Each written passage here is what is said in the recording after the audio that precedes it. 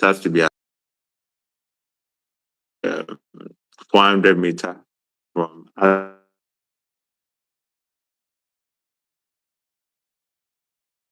things, but they usually look at 400-meter radius from other retail facilities. Once it's 400-meter radius from other facilities, you are in for business. But if it's so, they may consider closer than or less than 400-meter radius if it's densely populated. Then we also talked about some post-approval requirements. They may look at reference books, washable floor, potable water, sink. They should have well-ventilated areas, a washroom that should be inside or adjoined. So all these are post-approval requirements.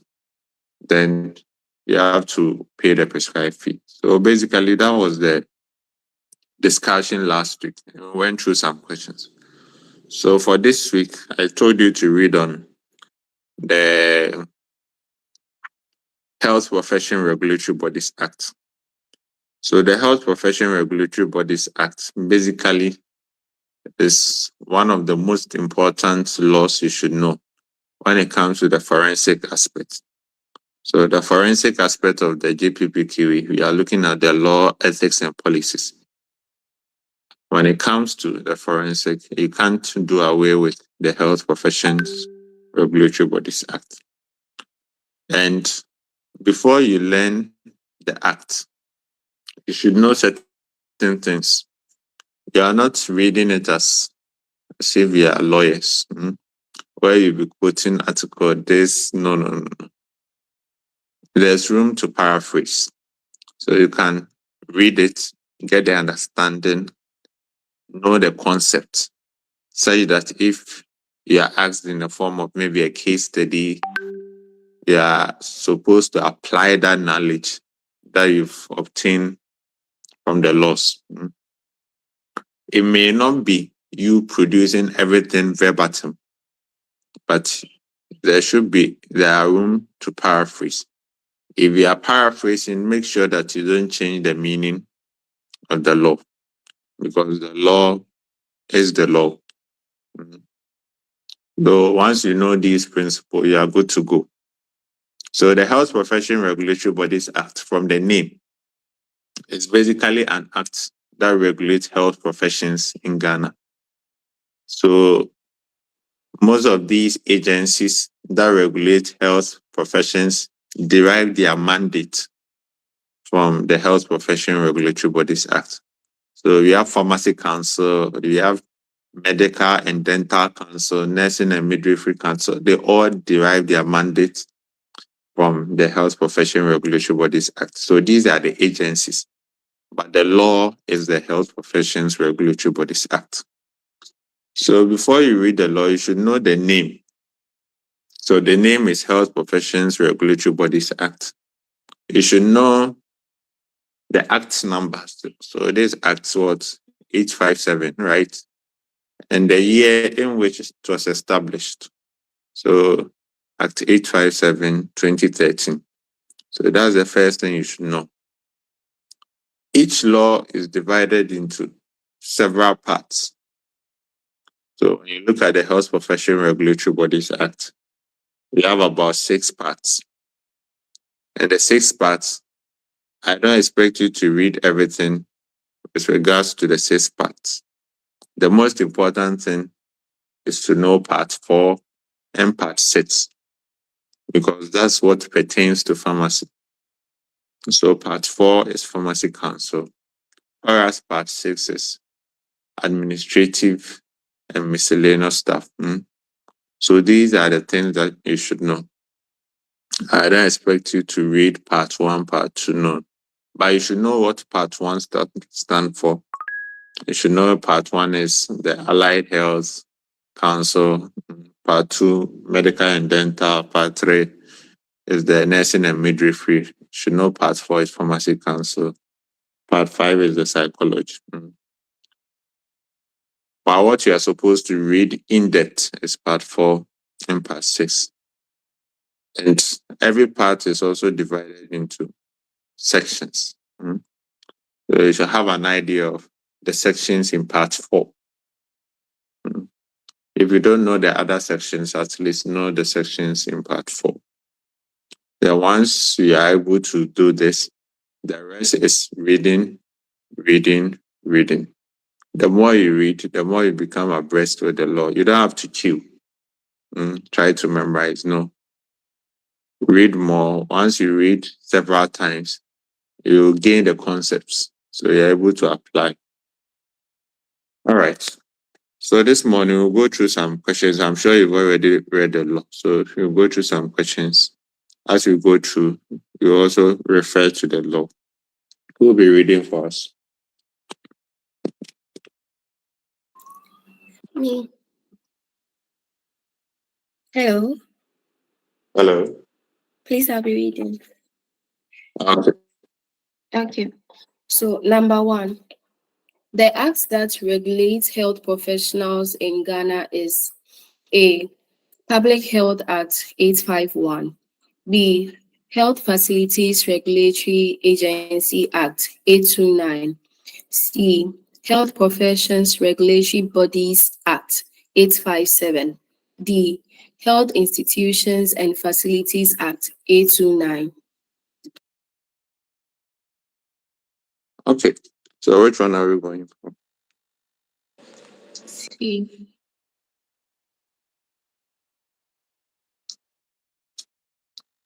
Yeah, so it's C, right? The Health Professions and Regulatory Bodies Act. Okay. Next question. Number 2. In which year was the act that regulates health professionals in Ghana established? A. 2014. B. 2013. C. 2012. D. 2011.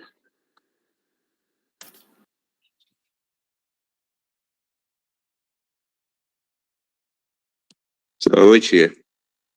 2013. Correct. B, 2013.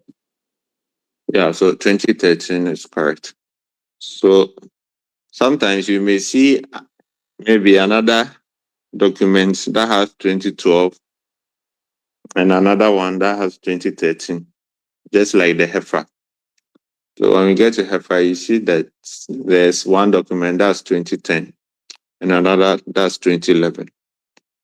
So before every document becomes a law, it has to go through Parliament. It goes through Parliament, so it goes through Parliament as a bill, and Parliament will pass it into a law. So just like the HEFRA, realize that the one that's 2010 is a bill. So it went to Parliament in 2010, but it was passed into a law in 2011. So not every bill is a law, or not. So bills are not laws. So the law is the act. So when you see act, that's the law. A bill is not a law. Just like the LGBTQ bill, which is being debated about. It went to Parliament and all that, but it hasn't yet been passed into a law. So it still remains a bill. So let's take note of that. Yes, sir. Number 3. That act that regulates health professionals in Ghana was passed by A. The President of Ghana. B. The Parliament of Ghana. C. The Board. D. The Registrar of the Board. Okay. So which one? B, the Parliament of Ghana.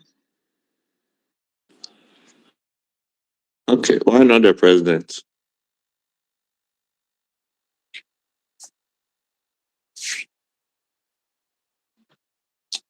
The Why president, not the president?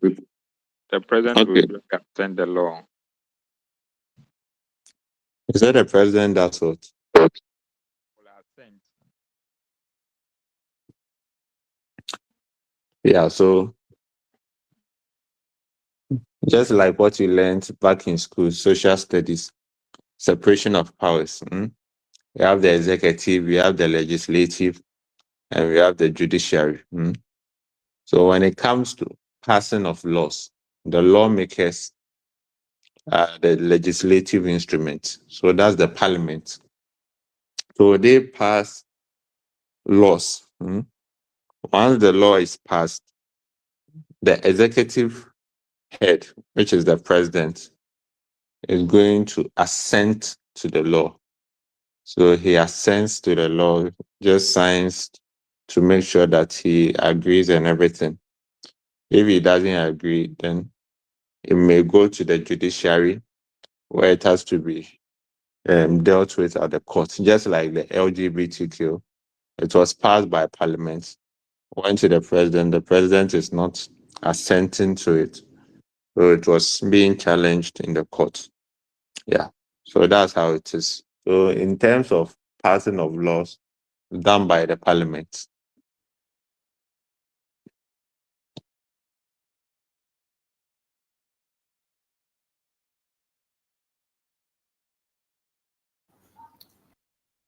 Okay, how many parts are there in the arsenals in Ghana? A4, B6, C5, D8.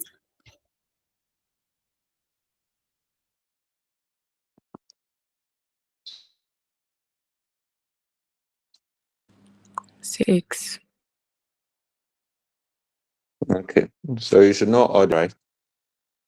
So you know.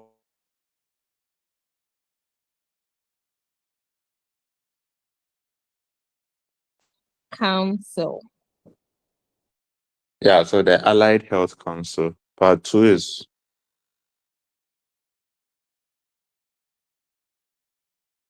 the Medical and Dental Council. Then part 3. Nursing and Midwifery Council. So part 4, you already know.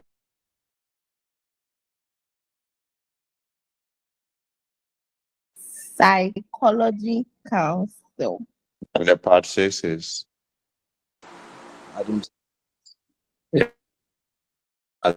administrative. So these are what the various parts stand for. But concentrate on part 4 and 6. All right, let's move on. Number 5. The following are sections of the Pharmacy Council part of the Health Professions Regulatory Bodies Act, except A, objects of the council, B, establishment of the council, C, supply of restricted medicines, D, clients database.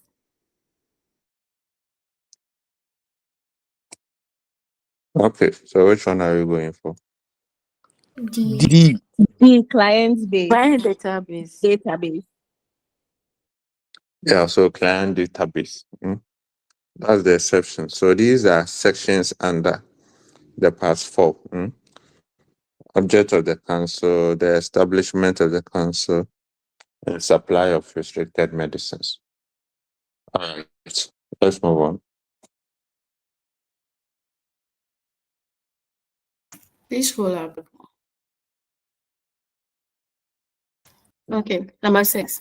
Cost of properties acquired by Pharmacy Council shall be borne by A, the State Property and Contract Division, B, Health Facilities Regulatory Agency, C, Pharmacy Council, D, State Lands Division. Pharmacy Council. Pharmacy Council.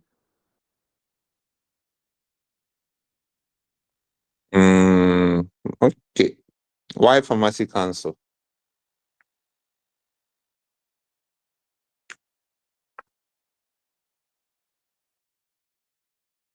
Why is the Pharmacy Council? How can you justify it from the law? Okay, so from the law, the property is supposed to be acquired by the state, but the cost which may be borne of the property is supposed to be acquired by the supposed to be borne by the council. All right. So Pharmacy Council is a state institution. That's the first thing you should know. Pharmacy Council is a state institution.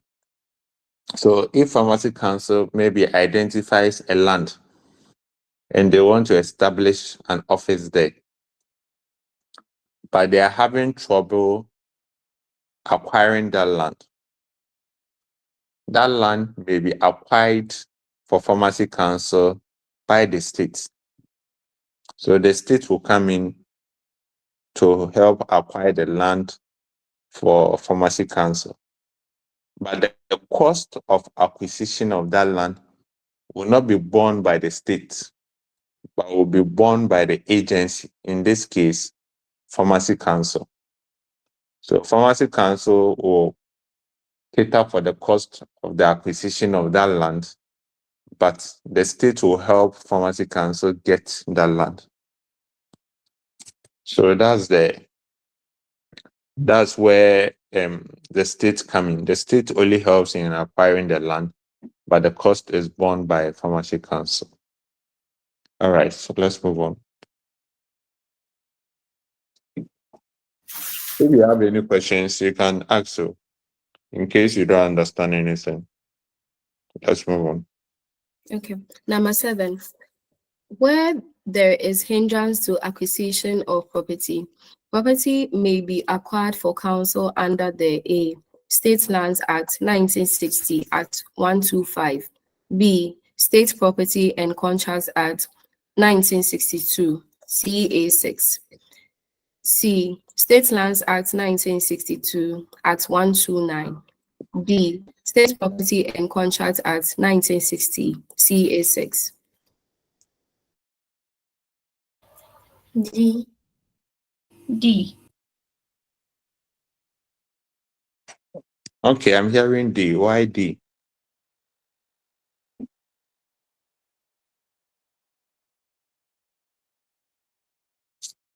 Because from the law, the State Property and Contracts Act, it's the year attached to it is 1960 and it's CA6. It's not 1962 and it's not the other one. Yeah. And the State Lands Act is rather 1962, but it's Act 125. That's why it's D. Okay. So you have to be very vigilant, right? So the law states that in the acquisition of the land, if there is any hindrance, the state can help Pharmacy Council acquire that property under the State Property and Contracts Act 1960. So there are 2 acts that can help Pharmacy Council obtain that property. So the State Lands and Property Act.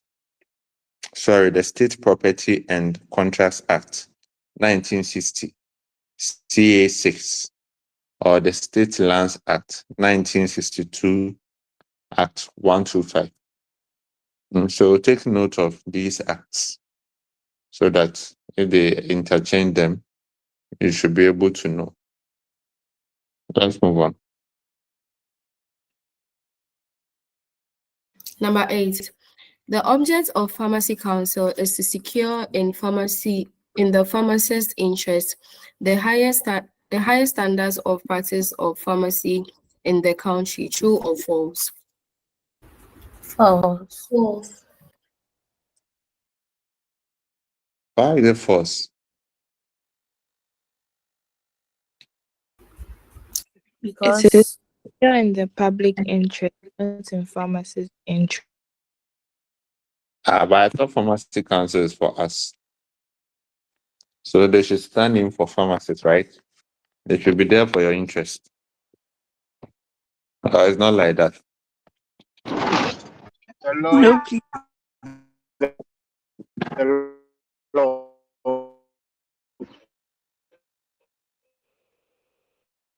So the law is the law, right? The law was made for man, not man for the law. So I've told you that Pharmacy Council is a state institution. It's not there for your interest, even though it's the law that regulates or is the agency that regulates pharmacies in Ghana. But they are not there for your interest. They are there for the public's interest. So the object of Pharmacy Council is to secure in the public's interest the highest standard of practice of pharmacy in the country. So they are not there for the interests of pharmacists. Tell you that maybe one day pharmacists wake up and say all pharmacies in Ghana should be owned by pharmacists. Businessmen can't own pharmacies. Or we are saying that chemical sellers or over-the-counter medical shops can't operate in Kumasi and Accra. They should go to places which is not well developed. So these are things that may be in the interest of pharmacists. But Pharmacy Council wouldn't buy into that because Pharmacy Council isn't there for pharmacists' interest. They are there for the public's interest. So who stands in for pharmacists' interest? Which association?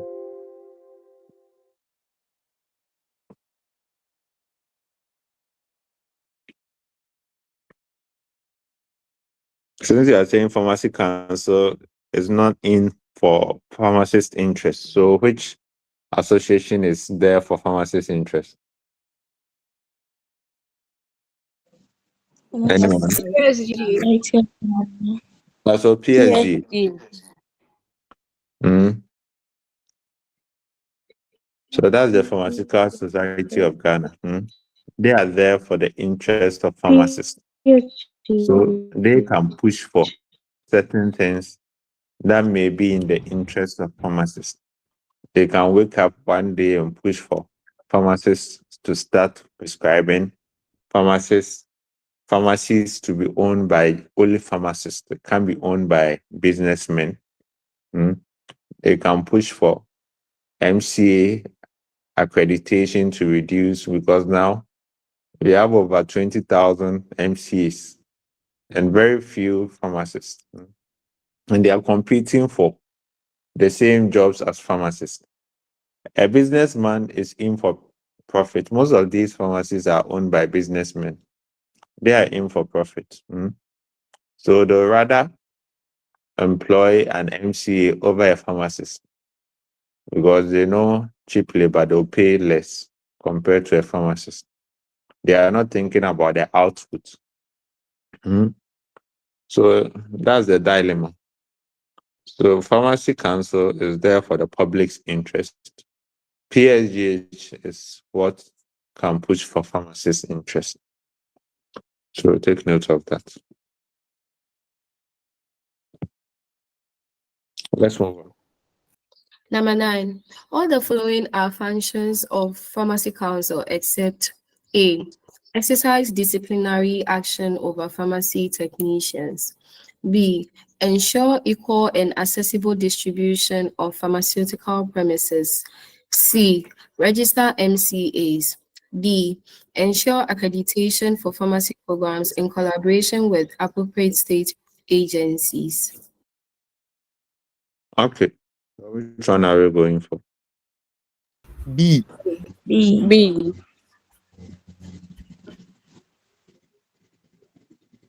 Is everyone going for B?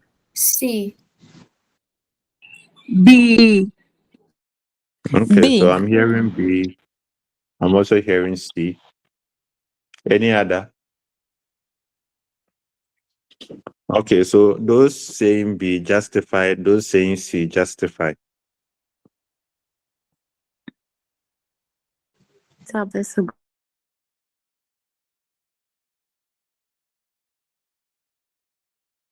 Saying C.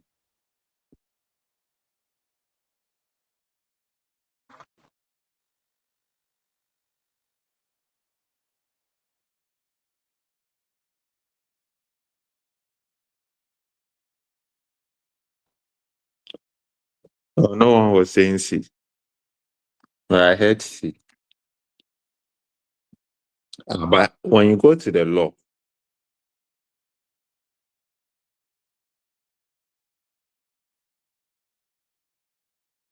it states that they register what? Practitioners. But the option is saying MCAs. So why are the MCAs is part of the functions?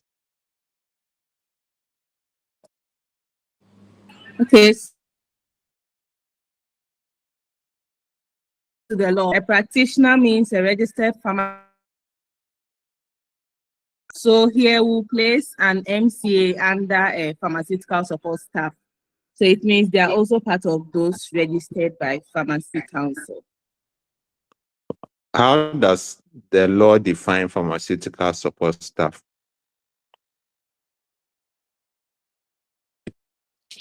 It includes pharmacy technicians and licensed over-the-counter medicine sellers. Okay. But are they the same as MCAs?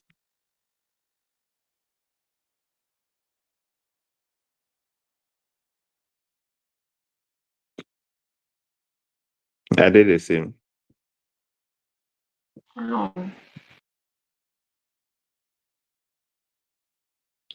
Or it's a force of argument. So if you don't agree, you just talk about why you don't agree. And the law is the law. So we are just interpreting what's in the law. So if you have a different opinion, you argue in that regard. So do you think MCAs are pharmaceutical support staffs?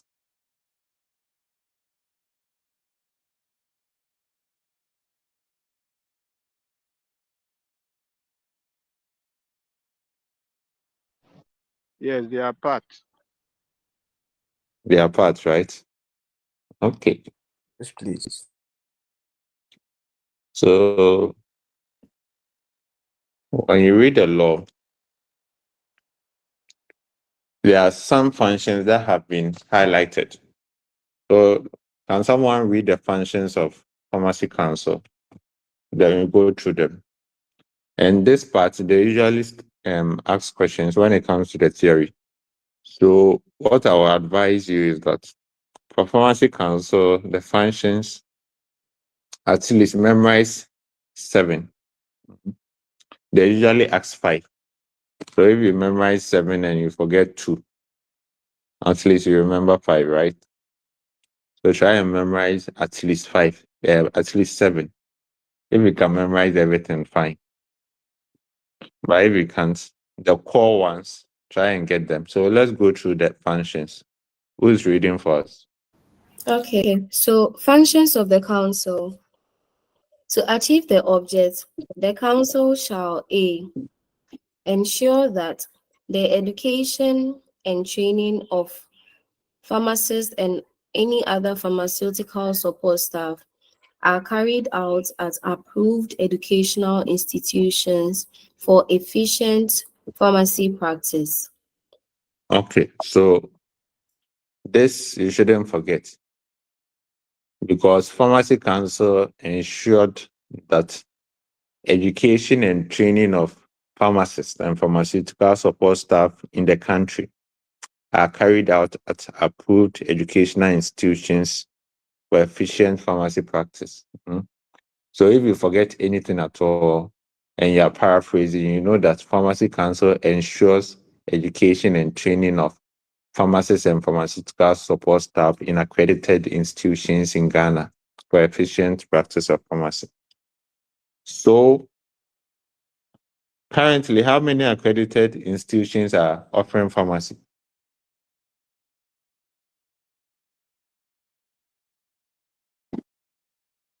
Seven.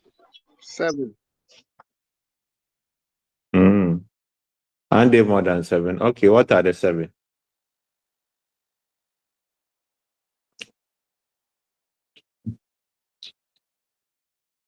Because I think there are more than 7. No? So you have KNUST, right? Legon, UDS, Central. UHAT, Entrance. Entrance, Central.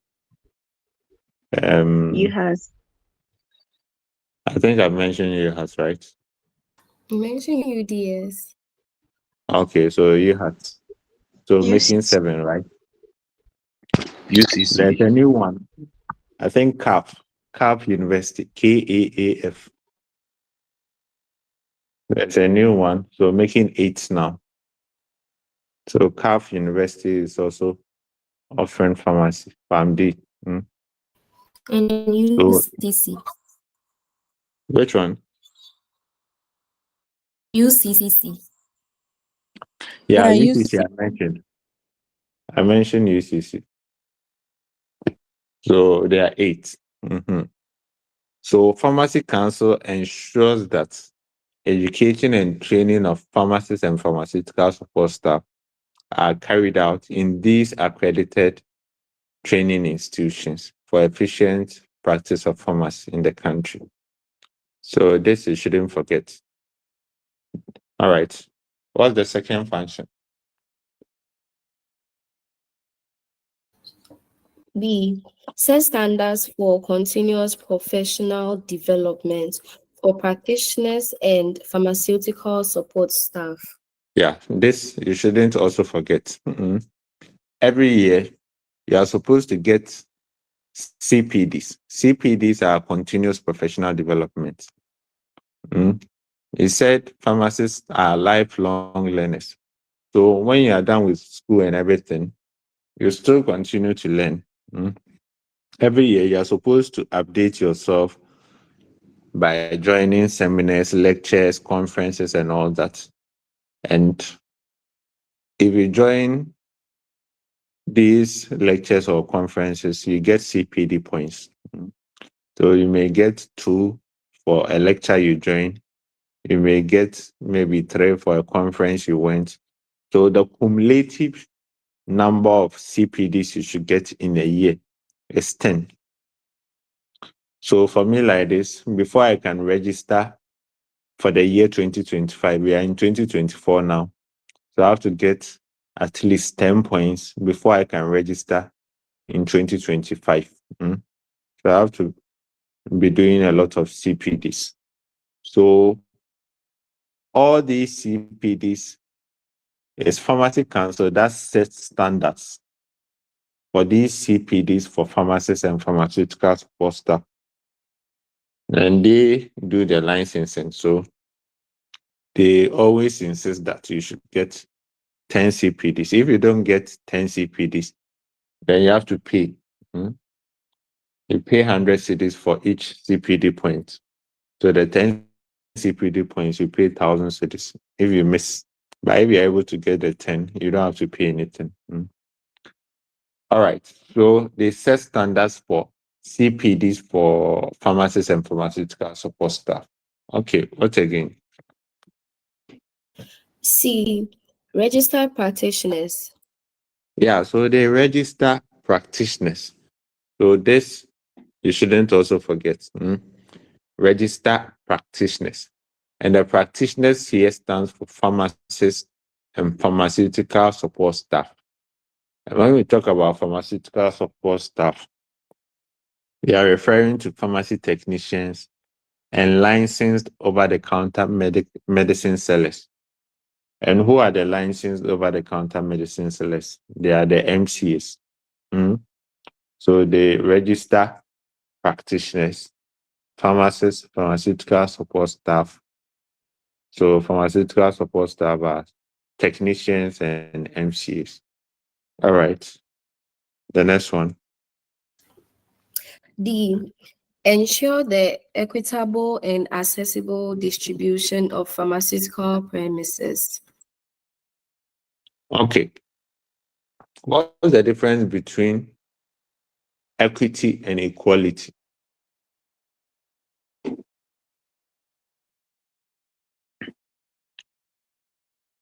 What's the difference? Equity and equality.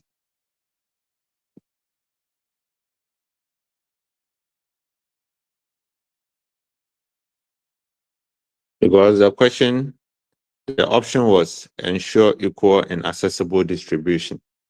And in the law is saying equitable and accessible distribution. Aren't they the same? Or there's a difference?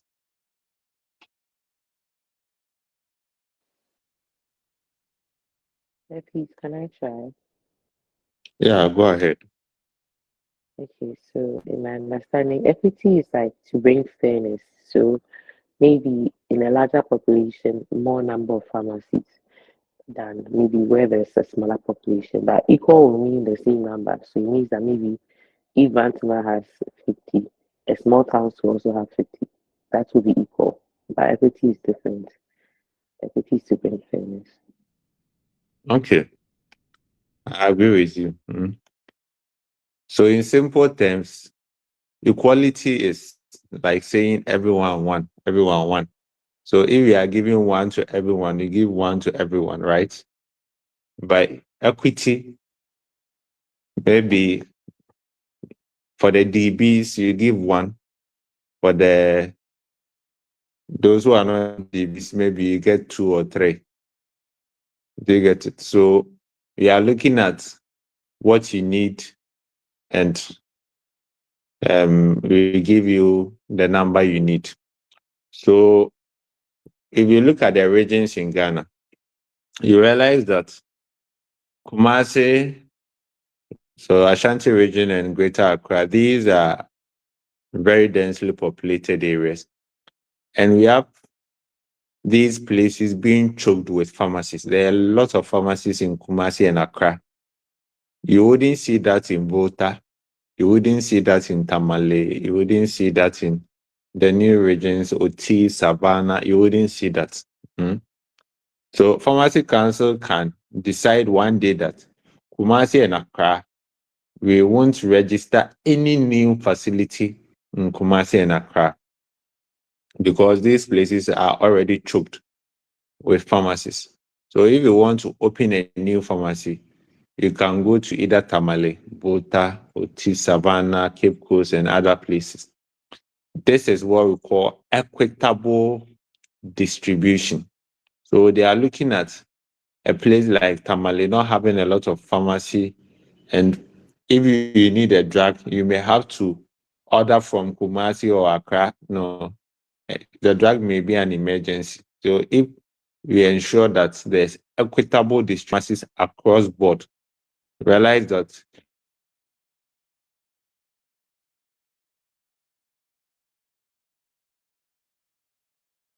because there's equitable distribution. So that's the function of Pharmacy Council. They are not there to ensure, but rather equitable and accessible distribution of pharmacies in the country. Let's move on.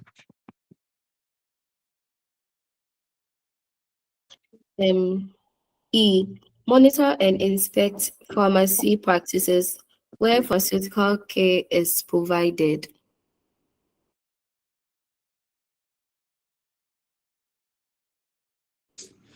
Pharmacy practices where pharmaceutical care is provided.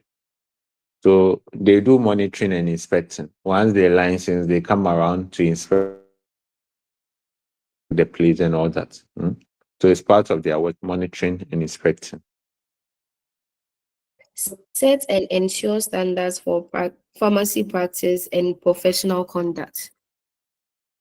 Yeah, so they are also there to set standards for pharmacy practice and professional conduct. So do this, do that. They are there to provide those standards for pharmacy practice and professional conduct. All right. Okay. G. Provide guidelines for the education, training, registration, licensing, and the practice of all pharmaceutical support staff. Yeah, so they are there to provide guidelines. So look at the trajectory of events. So you start with education and you do some training and you register the registration. Then you start licensing and the practice. So they provide guidelines for all these things. So they provide guidelines for the education, the training, the registration, the licensing, and also the practice of all pharmaceutical support staff. So here the focus is on the pharmaceutical support staff, MCs, technicians.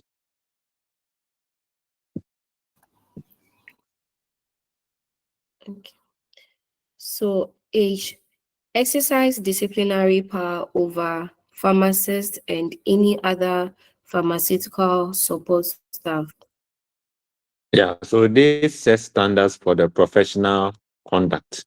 So if you contravene any provision, then they can now exercise a disciplinary action over you.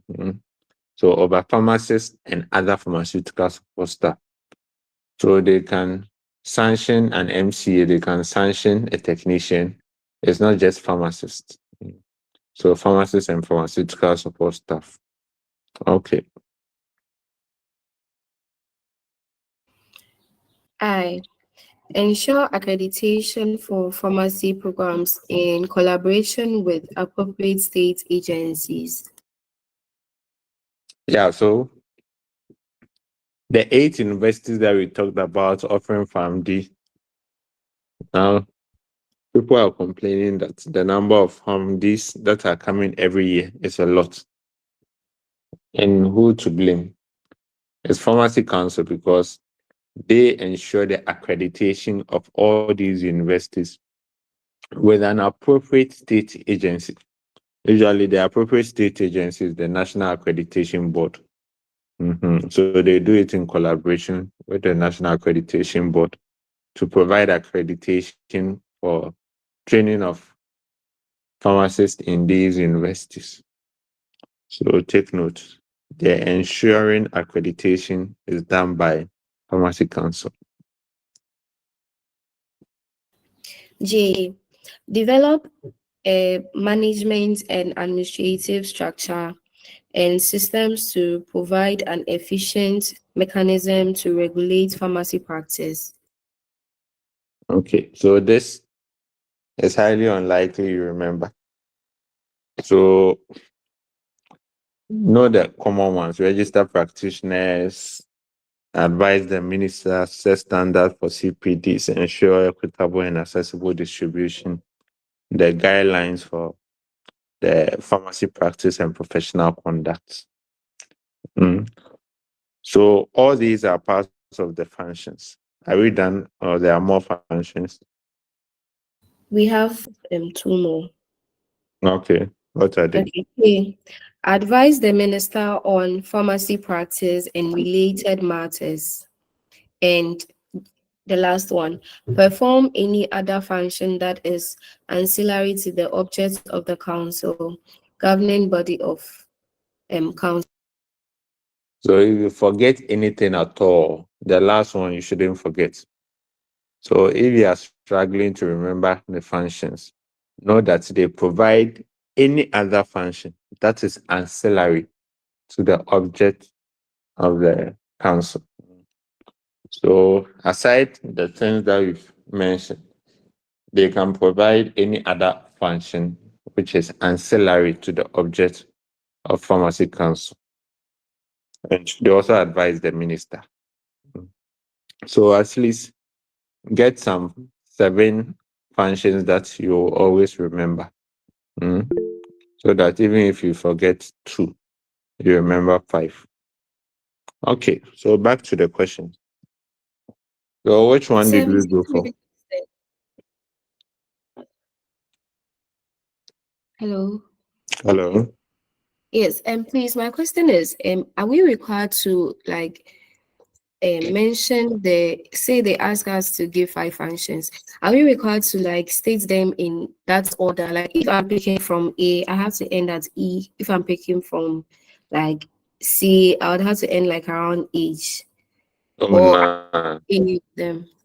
You can provide any other function. So you can start from provide any other function ancillary to the object of Pharmacy Council as your first point.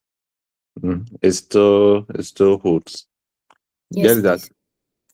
Try and remember the common ones. Registered practitioners is very common. Set standards for CPDs for pharmacists and pharmaceutical support staff is common. And they also come around to do monitoring and inspecting of facilities. They also ensure equitable and accessible distribution. And we also said they ensure the accreditation of pharmacy programs together with appropriate state agencies. So these are common ones. Advise the minister and provide any other function ancillary to the object. So if you forget anything at all, these common ones, you should always remember. But it's not supposed to be listed as is written in the laws. You have room to paraphrase, you have room to list the ones that you remember.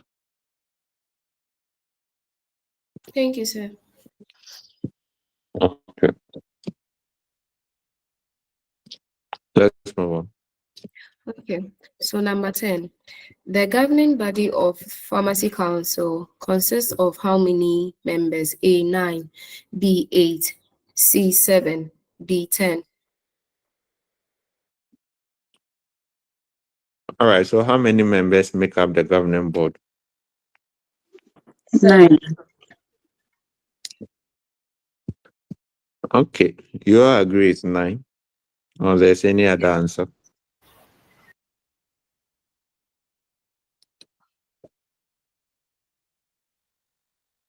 Okay, so who are the 9 people?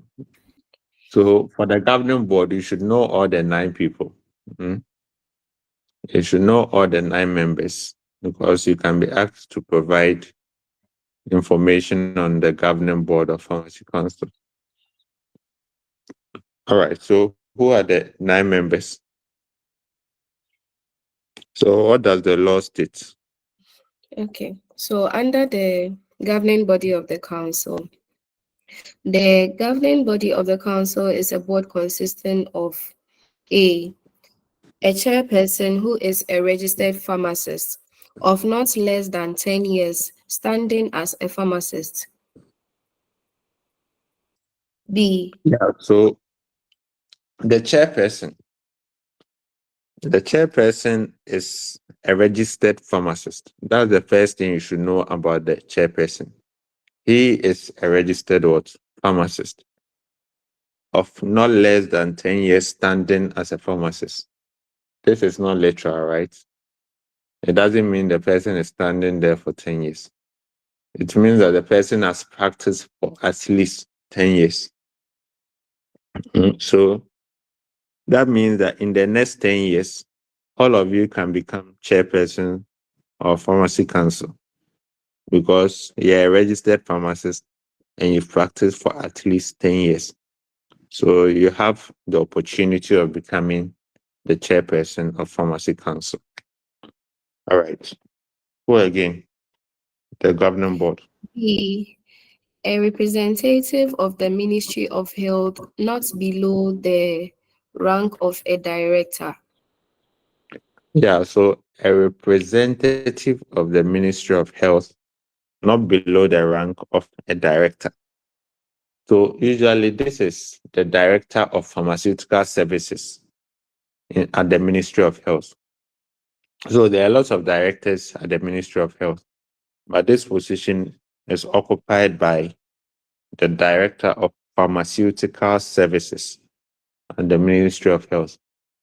And you should also know the names of the people we are talking about. So you know the chairperson. Who is the chairperson?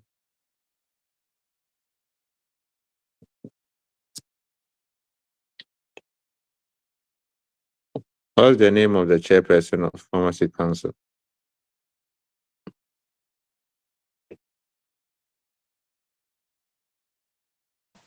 Miss Doris. Yeah, so it's Mrs. Doris Fosuhima Ade Afuakwa. So she is the chairperson, Mrs. Doris Fosuhima Ade Afuakwa.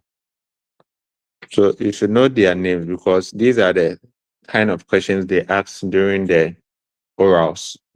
So during the interview, they can ask you who is the chairperson of Pharmacy Council.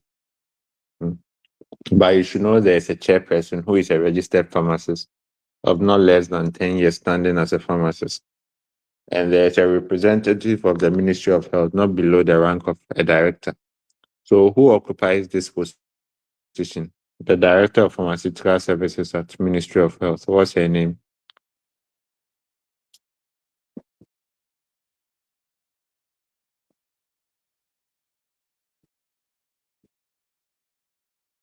Anyone to tell me?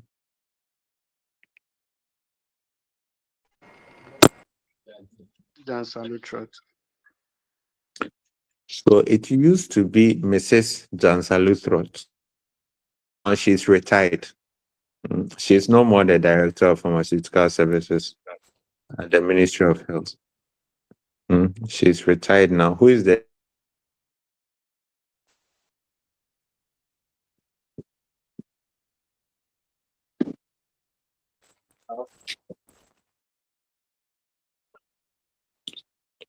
So the new person now is Mrs. Joycelyn Aziz.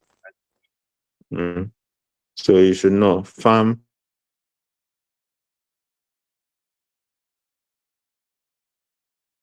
this at Ministry of Health now. Okay, representative. The accredited training institutions for pharmacists, we talked about 8 universities. So we can have one representative from any of these 8 universities being on the board. But since time immemorial, it's always been a representative from KNUST because that was the first pharmacy training institution in Ghana. And this position is usually occupied by the Dean of Pharmacy. So it could have been Dean of Pharmacy of UCC, UHAS, Central, or any of the universities. But it's always been the Dean of KNUST. So it used to be Profanto. Profanto was the representative on Pharmacy Council because he was the Dean of KNUST for the 6th Board of Pharmacy Council. But now, the current board of Pharmacy Council now, the 7th board, the representative there is Prof. Incansa. Prof. Incansa is the current dean of KNUST. So he is the representative because he's the dean of Pharmacy Council. All right, so let's move on. Dean of KNUST, sorry. Okay. One registered pharmacist elected by registered pharmacists. Yeah, so one registered pharmacist elected by registered pharmacists. And this position is also occupied by the PSGH president. So we have a society body of pharmacists. We've elected one person to be on that board. And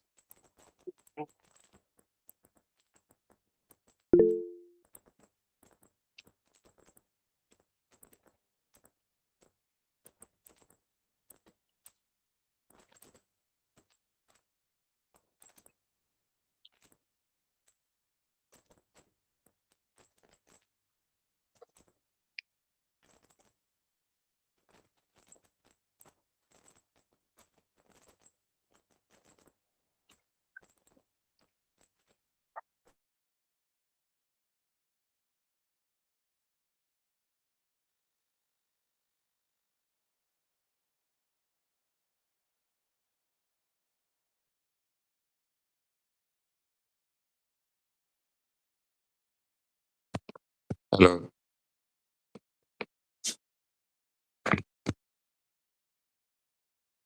Hello. Hello. Yeah. Sorry, I had a call. Where did we get to?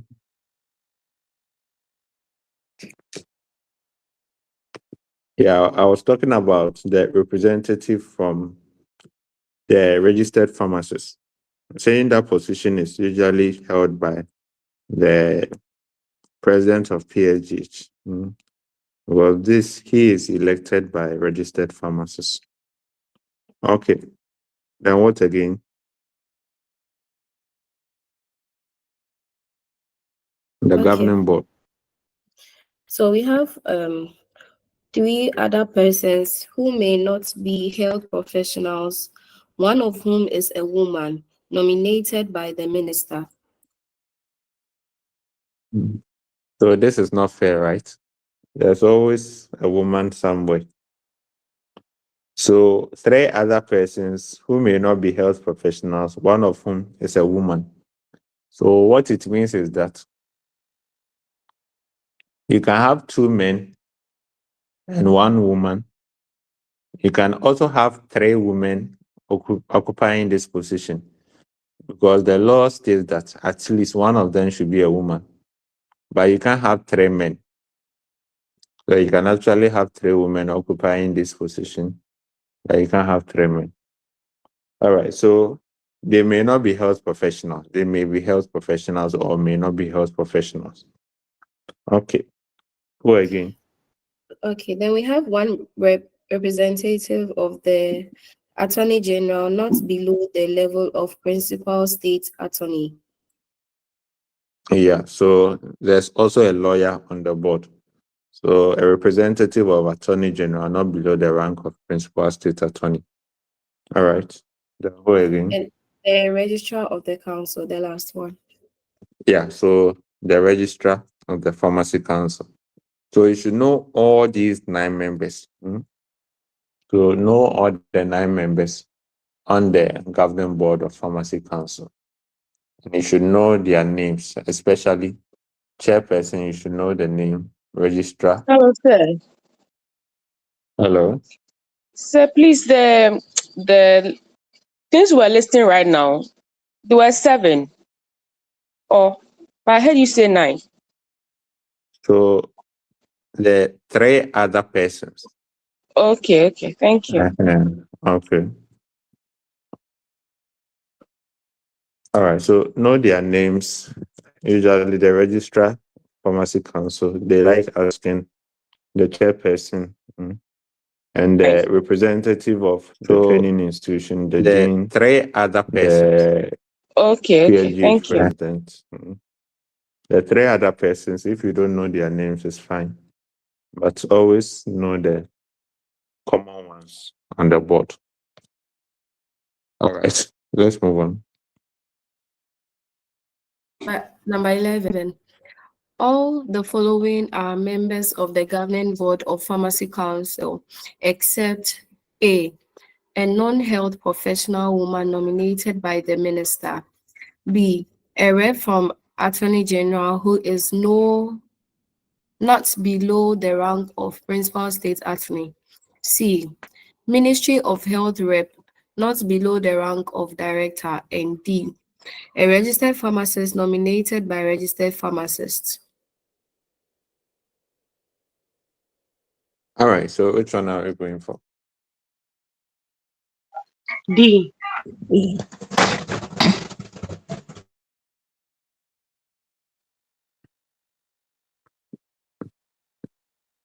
Okay, I'm hearing D. Any other answer?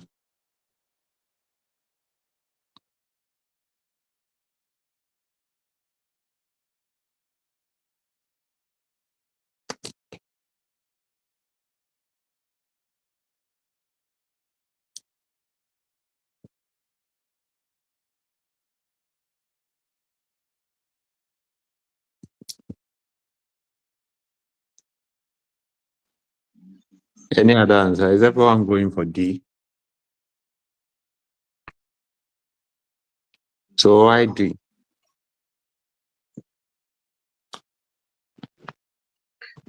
Because the registered pharmacist should be elected, not nominated. All right. So the registered pharmacist is elected by registered what? Pharmacist. So take note when you are reading the law. Usually the nominations are done by the minister. The appointment is usually done by the president. So whenever you see nominated, it's usually minister. The appointment is usually president. So registered pharmacist is not nominated by registered pharmacist. He is rather elected.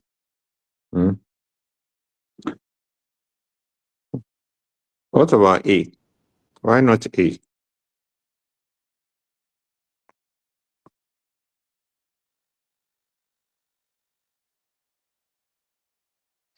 So the law stated that three other persons, three, three other persons who may not be health professionals, one of whom is a woman nominated by the minister. So a non-health professional woman nominated by the minister can be part of the council, the board. Yeah, so there's that probability that we can have a woman who is not a health professional nominated by the minister being part of the board. So there's that likelihood. But a registered pharmacist nominated, that one is out. All right, let's move on. Okay, number 12. Which of these is not an ex officio member of Pharmacy Council? A, the chairperson. B, the registrar. C, director of the Ministry of Health. D, president of PSGH. Okay. So what are you going for? Before that, you should know who an ex officio member is, right? So who is an ex officio member?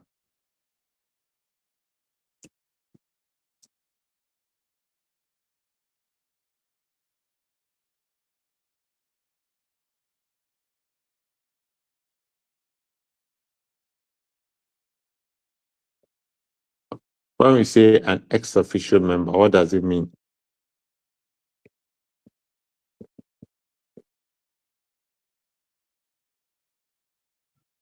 Someone who by virtue of their position are parts of the board.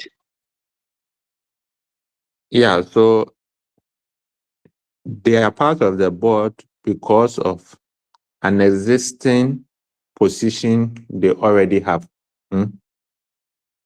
They get the privilege to be part of the board because of the position they are already occupying, and that makes them part of the board. So that person is an ex officio member. So looking at the options, which of them is not an ex officio member?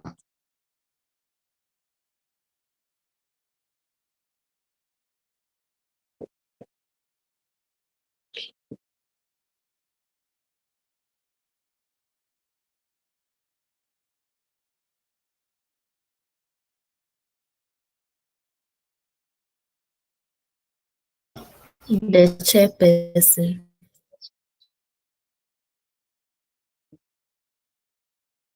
Okay. Someone is saying the chairperson. Any other answer? C, director of the Ministry of Health. Okay, director of the Ministry of Health. Okay. Any other answer? Hey, sorry.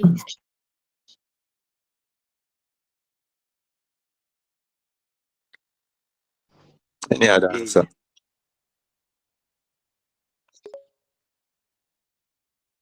C.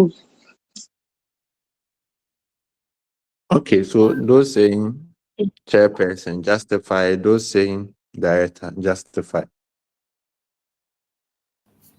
Okay, so for the director of Ministry of Health, according to the law, it's supposed to be one rep of MOH, not below the rank of a director, and then the person is The Director of Pharmaceutical Services, not the Director of the Ministry of Health. But the law didn't state Director of Pharmaceutical Services. Oh, okay. Yeah, so the law is the law, right? One representative of Ministry of Health, not below the rank of a director. So the law states a rep from Ministry of Health, not below the rank of a director. So you can have a lot of directors at Ministry of Health, and they can decide to choose one of the directors to become a member of the board, not necessarily Director of Pharmaceutical Services. If you are going strictly by the law, just that the person is what? A director makes them an ex-officio member. But I was just telling you that they usually take the law in context. So if it's Pharmacy Council Board, they will look at the director who handles pharmaceutical services at the Ministry of Health and make the person a member of the board. If it's Medical and Dental Council, they will look at the director for medical and dental services to be a member of the board. If it's nursing and midwifery, they will look at director for nursing and midwifery services. Do you get it? So far as the person is a director, they can be a member of the board. Okay. So that's an ex-officio member because the person is already a director. And by virtue of he being a director, makes them part of the board.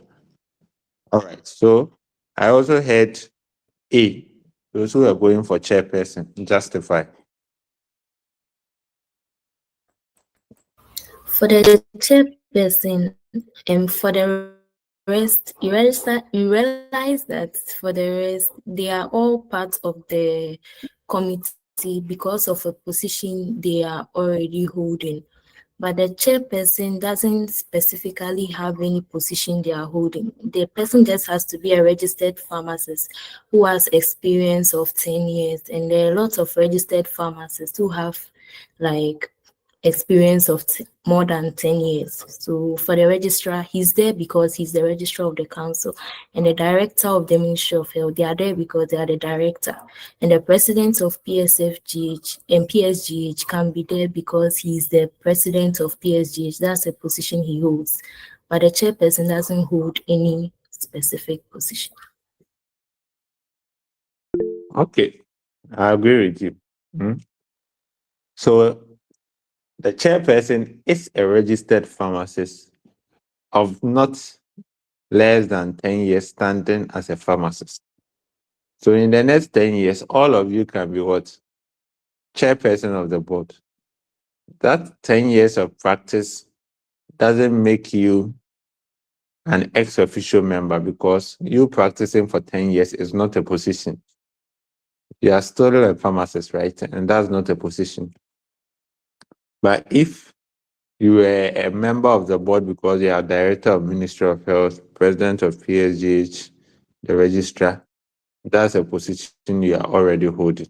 So you become an ex-officio member. So the chairperson is not an ex-officio member. So that brings me to the next question. Looking at the 9 members on the board, how many ex-officio members do you have on the board?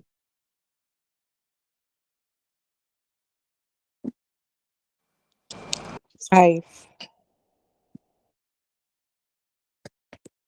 I'm hearing 5. Is everyone going for 5?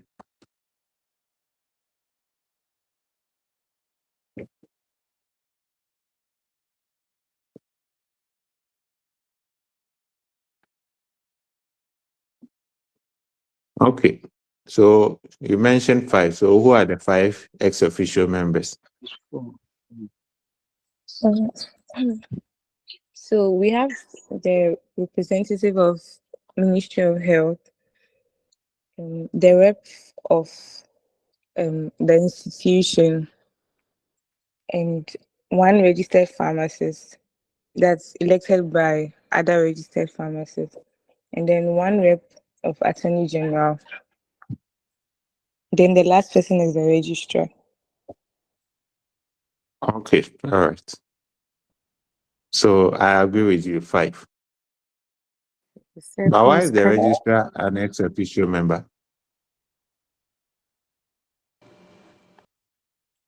He's, I think the registrar is part of the board because he was appointed as the registrar of the council. So by virtue of his position as the registrar of the council, he becomes a member of the board. Exactly. So if it so happens that today the president of Ghana decides to dissolve the Pharmacy Council board, all these people will lose their positions. The chairperson is a chairperson because there's a board. If there's no board, there's no chairperson. So the chairperson will lose his position. The 3 other people will lose their position. They'll all lose their position on the board. The registrar will still remain the registrar of Pharmacy Council, even after the board has been dissolved, because he is the registrar of Pharmacy Council. So without the board, we will still have a registrar, but he becomes a member of the board because he was already what? A registrar. So that registrar position is an ex officio position because by virtue of that pre-existing registrar of Pharmacy Council, he gets to be part of the board. But if there is no board, he will still remain the registrar. But if there is no board, there will be no chairperson of Pharmacy Council board. There will be no 3 other people and all those people. They will lose their position. But the registrar will still be registrar of Pharmacy Council. Okay, let's move on. Dr. Elisha, Okay, you can ask your question. So please, the one this is considered as I can't hear the question.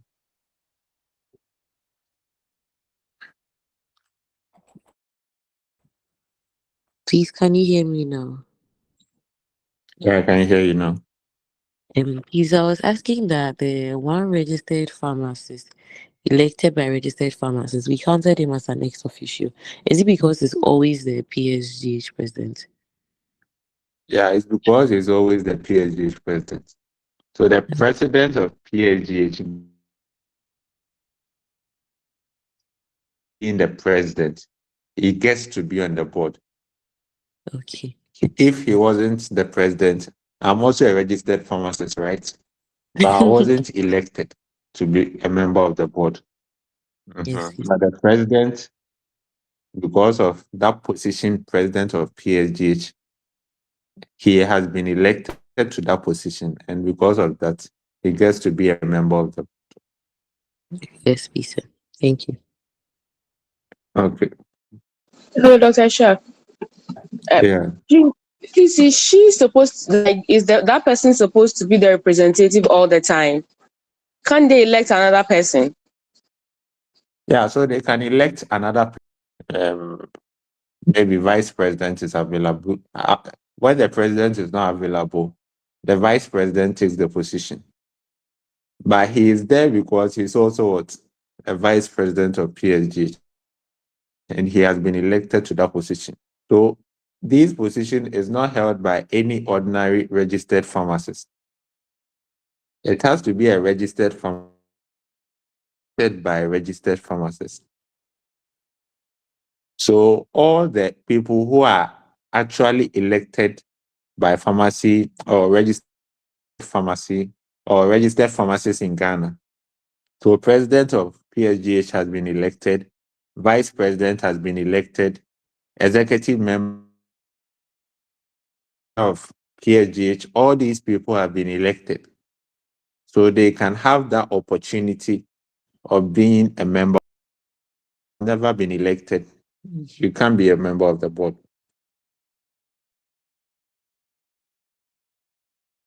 Position. So treasurer is an existing position that makes them a member of the board. President of PSGH is an existing position that makes them a member of the board. Just that I'm just giving you what has been happening over the years. That is always the case that president of PSGH is the one occupying that position. Just like the representative of the training institution that offer pharmacy. It could have been any of the representative from the 8 training institution. Any of the lecturers can go there, right? But it's usually the dean of a pharmacy training institution. And that dean has always been the dean of KNUST.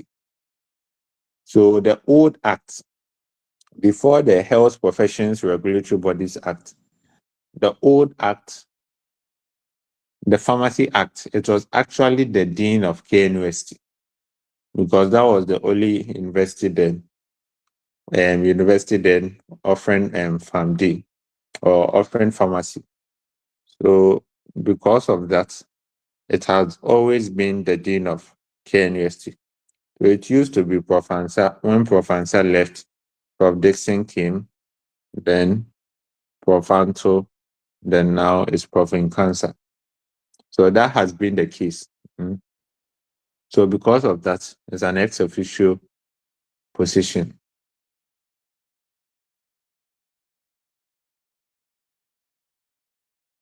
Any other questions? Hello, Dr. Ishak. Yeah. Please, a bit of clarity here. Please, is the board the same as the council? No, the council is not the same as the board. The council is a big institution. They have a lot of workers, but there's a board that is supposed to govern pharmacy council. So when you go to pharmacy council, any of their regional offices, you have the regional head. So Ashanti region, we have Ashanti regional head of pharmacy council. He is not a member of the board. He has his what do you call it? Inspectors. So there are inspectors there. So these inspectors are not members of the board. You also have the financial people, the secretary. They are all part of pharmacy council. But the board is the one that governs the pharmacy council. And it's made up of 9 members. So they are just the governing board. But pharmacy council is different from the board. Yes, please. Thank you. Okay. Any other? Hello, sir. Sorry. Sir, please, can you take the ex officio again? I was lost. What shall I take? Is it the definition or who the members are? Everything, sorry. Everything. Okay, so ex-officio member is basically a member of the board who is there by virtue of a position they already have. So they are members of the board by virtue of an existing position. So when you look at the 9 members on the board, the chairperson is a pharmacist, a registered pharmacist of not less than 10 years standing as a pharmacist. The fact that you practiced for 10 years doesn't make you an ex-officio member because that's not a position. So for me, if I practice for 10 years, I can be a member of I can be the chairperson of the board. It doesn't make me an ex-officio member because I don't already have an existing position. Then we also mentioned the director, one representative of the Ministry of Health, not below the rank of a director. So because the person is a director at the Ministry of Health, that director position makes them member of the governing board. So that's also an ex officio member. Then we also mentioned one representative of accredited training institution that provides tertiary training in the country. And I said this position is usually occupied by the dean of pharmacy school. And the dean of pharmacy school, there are 8 pharmacy schools. So it can be the dean of any of the 8 pharmacy schools. But from time immemorial, it's always been the dean of Care University, because it was the first university, and the old act actually stated the dean of Care University, the Pharmacy Act.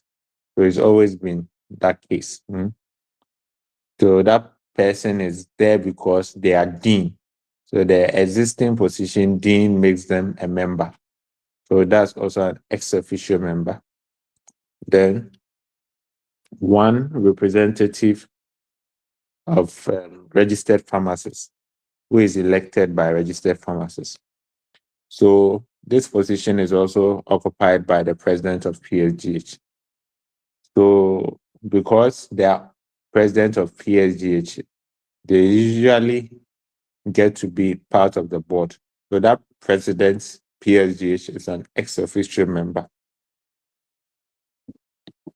Then we also mentioned 3 other people who may not be health professional, of whom one is a woman. That one is not a position. So no ex officio member here. Then a representative of Attorney General's department, not below the level of principal state attorney. So principal state attorney is a position they already have. So that makes them an ex officio member. And the registrar of pharmacy council, that is also a position because they are already registrar of pharmacy council. Without the board, they are still registrar of pharmacy council. So that makes them an ex officio member. So we have 5 out of 9 being ex officio members.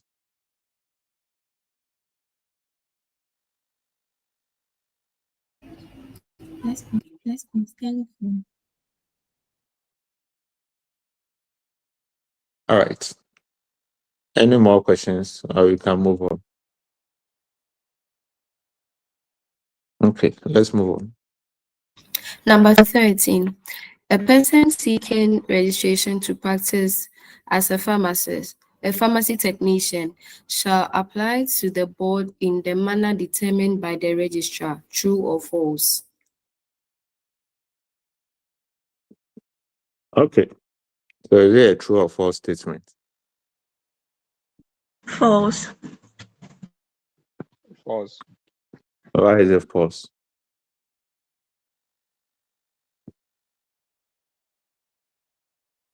The person shall apply to the registrar in the manner determined by the board, not the other way around.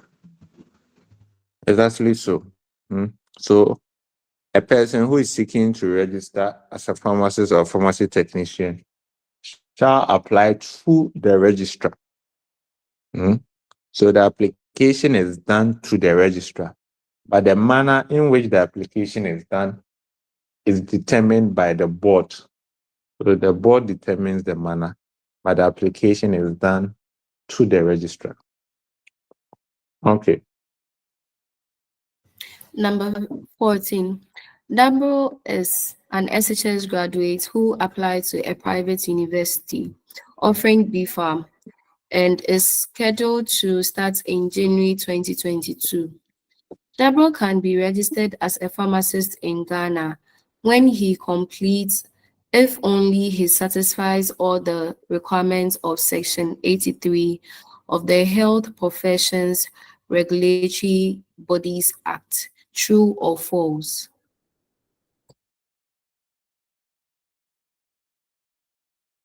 Okay. So what do you think? Can he be registered as a pharmacist to practice when he's done?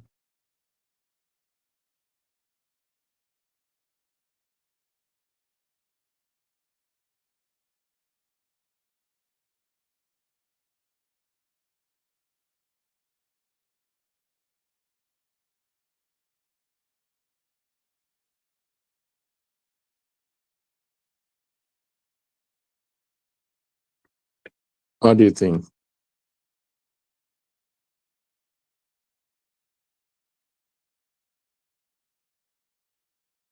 Yes, true.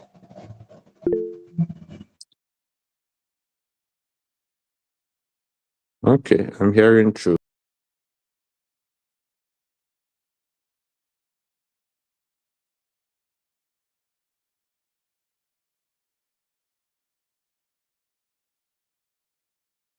To defend I those think same it's force. false. You also defend.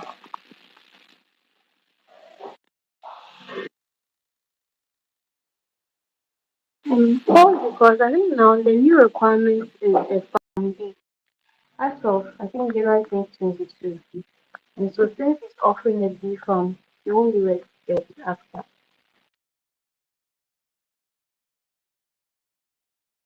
Okay. So those saying true, you can also defend.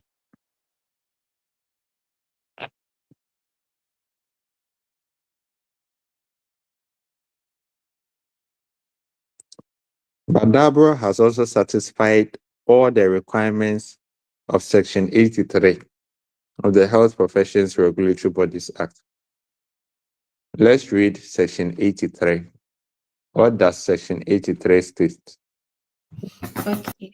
So section 83 is the qualification for registration, and it says that a person shall not be registered to practice as a pharmacist unless that person is A, unless that person A holds a degree in pharmacy, or B holds a qualification recognized by the board that entitles that person to be a registered, and C provides evidence of complete program undertaken in an accredited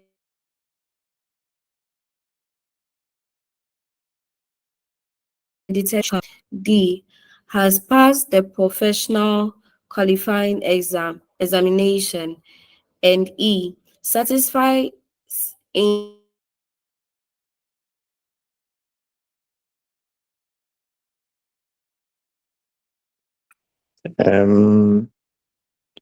I think that's okay.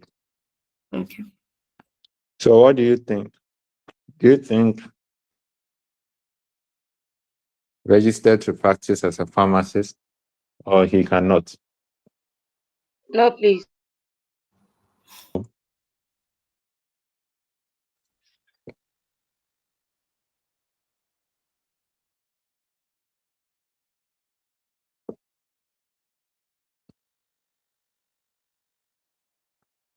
Why didn't know?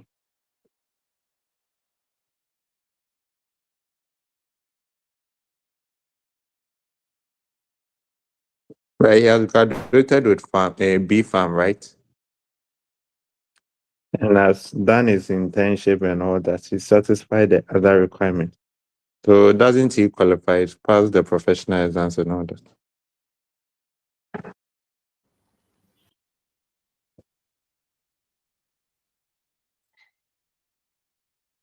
I think yes, because in the section 83, the second one says, okay, so the first one says pharmacy, and then it says or holds a qualification recognized by the board that entitles that person to be registered as a pharmacist. So if he's able to actually satisfy this requirement, that is holds a qualification recognized by the board that entitles him to be registered as a pharmacist, I think he can actually be registered based on that statement. But do you think B farm is recognized by the board? I think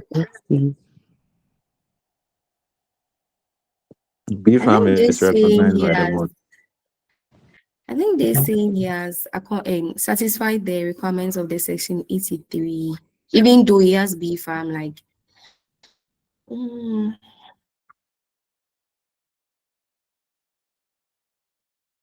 Okay.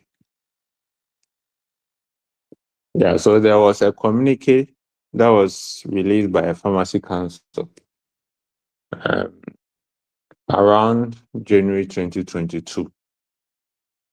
This Dabro here is an SHS Watson graduate. So he just finished SHS and he was starting pharmacy, but he applied to a private university offering B Farm. So the communique from Pharmacy Council said that starting from 1st January 2022, the minimum registrable qualification for pharmacists in Ghana is the PharmD. So the universities, the accredited universities that are offering pharmacy in Ghana, starting from 1st January 2022, they should all do PharmD. No one should do B Farm again. But this person decided to go and do B Farm after the communique has been released.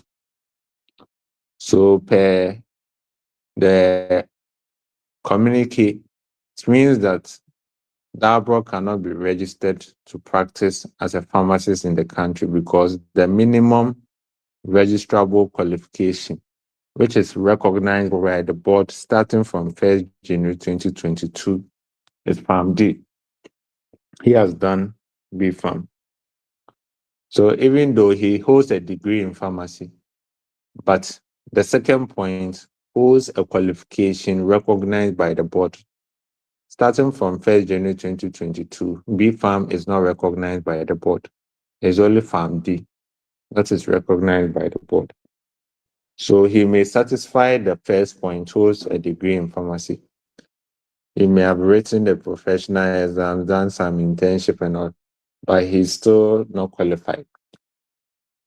So what can help him now is that Dabro has to do a top-up. So he can do a 2 years top-up to get PharmD and now apply to register in the country. Other than that, he can't practice per the new law. Are we clear on that? Sir, please, I have a question. Okay.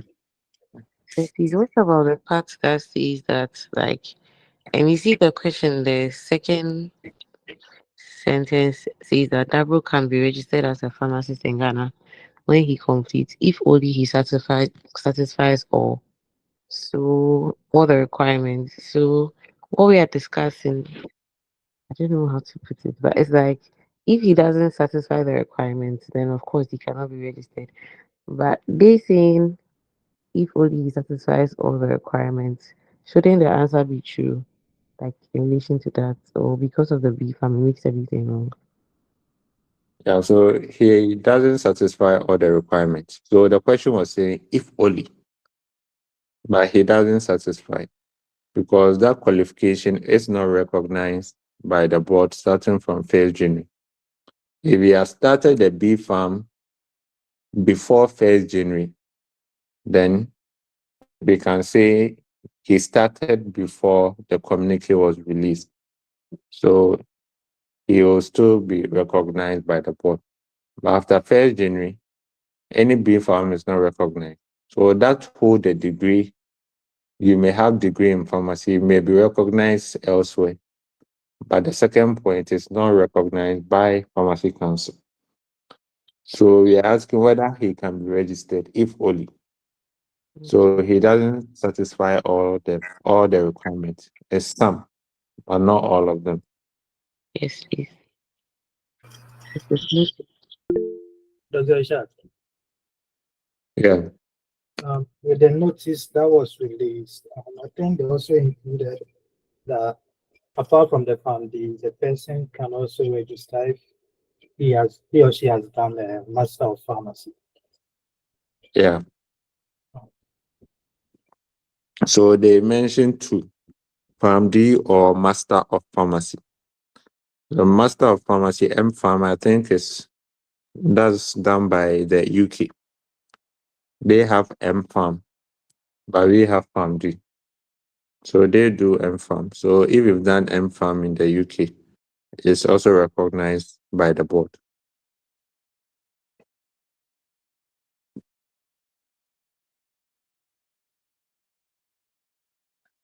Sir, Yeah. so for students who, let's say, who did BPharm but did not pass the exam, or they didn't write the exam and now they are coming back to um, write the exam. So, which such people, what will be awarded them? Is it the Farm D or the B Farm certificate? Like, which is which? Come again with the question.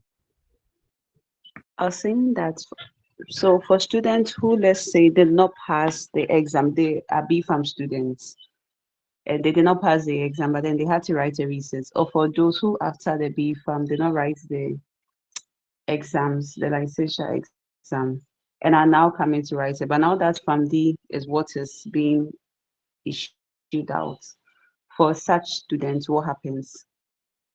Oh, they will still be accepted because they had their BPharm degree before the communique started. So even those who didn't have their BPharm degree and were in school, maybe you were in UCC first year doing BPharm, and the communique came that from 1st January 2022, the minimum registrable qualification is Farm D. You'll still be accepted because you started the program before the communique. But if you are from SHS and you are now applying to start, you can't do B Farm. You can only do Farm D, starting from 1st January 2022. Just that if you Okay, fail the thank you. exams, you have the opportunity to write 3 times. After the 3rd time, if you fail, you can't write the exams again. That's the new rule.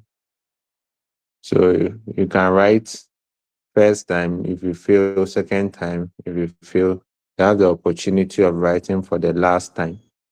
If you fail, you can't be registered as a pharmacist in Ghana again. There for life. Yeah. I don't know what will happen, but that's the new rule now.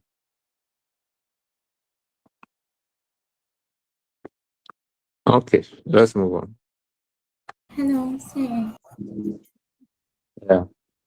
Sir, please, concerning what you said earlier about the M farm, does it mean that a person who schooled in the UK wanting to practice in Ghana, when he or she comes back, he doesn't have to write the GPBQ?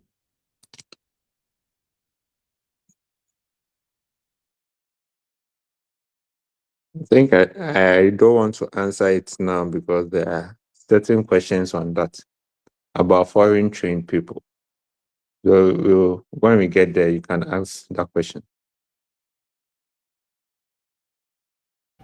Yes, please, thank you. Okay. Any other Number questions? 15. Sorry. Okay, let's move on. Number 15. Qualification for registration as a pharmacist in Ghana include or except A. Pay the prescribed fee.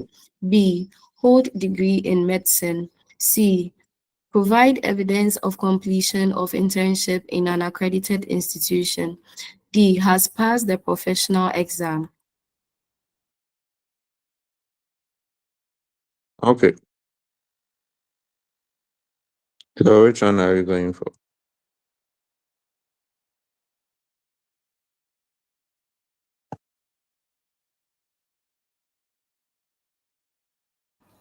B. Hold degree in medicine. Hold a degree in medicine. The person has done medicine, no? 6 years. Can they recognize by a pharmacy council?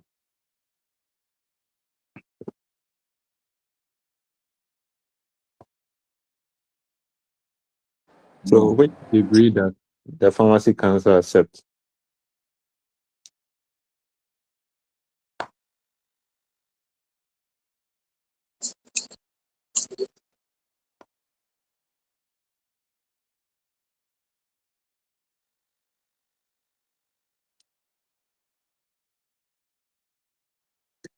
So which of the degree are we talking about here?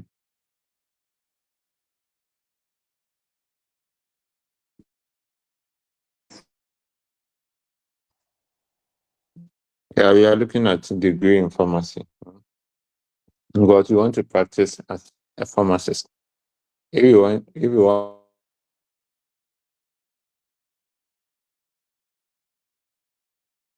by a degree, but if you want to practice as a pharmacist, you need a degree in pharmacy. Let's move on. Please, they provide the evidence for the internship training. Is it the CPA or the house job internship? Yeah, so the house job is the internship. Okay, thank you. So after the school, you do a 1 year post-registration practice, and that's the house job. The B farm, they used to do their internship before the exams. So they'll do their internship before the exams, but so they were doing national service. Mhm. So after the national service, then they'll go and write the exams. But for Farm D, you do the exams first, then you go and do your house job.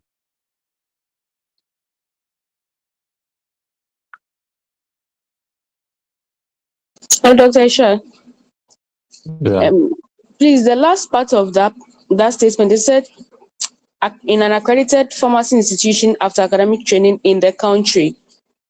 Does that mean you can't do your internship at any other like place apart from Ghana here now? Yeah, that's what it means. So for international students, if you're a Nigerian, when you're done with the exams, you have to do your house job in Ghana. You can't do the house job in Nigeria or the house job in Rwanda or any other country. It has to be in the country. So any accredited institution recognized by the board in the country. Okay, thank you. Okay.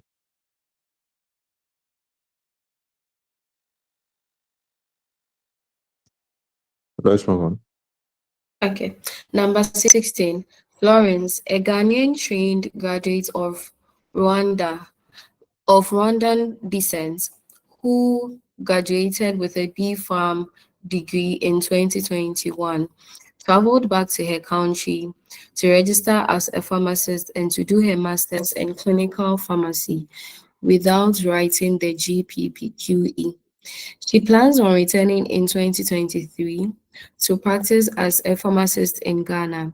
Per the current laws, would she be eligible to practice here in Ghana?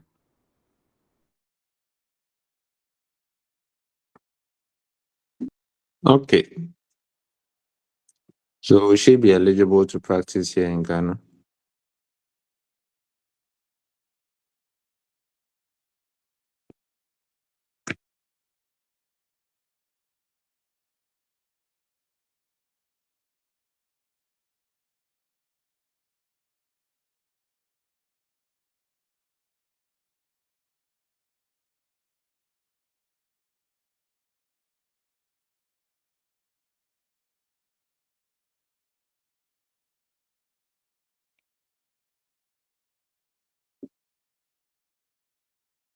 So what do you think?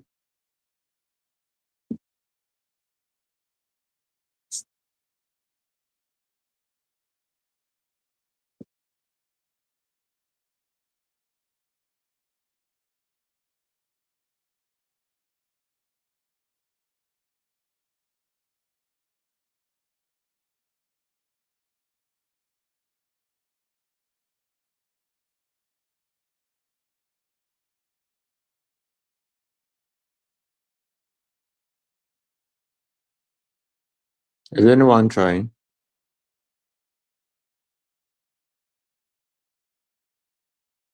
The person is a Ghanaian trained graduate of Rwandan descent, went back to her country with B Farm degree in 2021. So she registered as a pharmacist there and even went ahead to do her master's in clinical pharmacy without writing the GPPQ. She plans to return in 2023 to practice as a pharmacist in Ghana. And we are asking, per the current laws, would she be eligible to practice?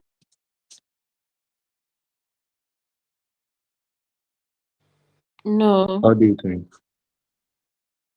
Why no? because per the law, she has to pass the professional qualifying examination, which she didn't take. So she cannot practice in Ghana, and she also has to do the 1 year internship, which she didn't do. So she can't practice in Ghana. Okay, so that's true.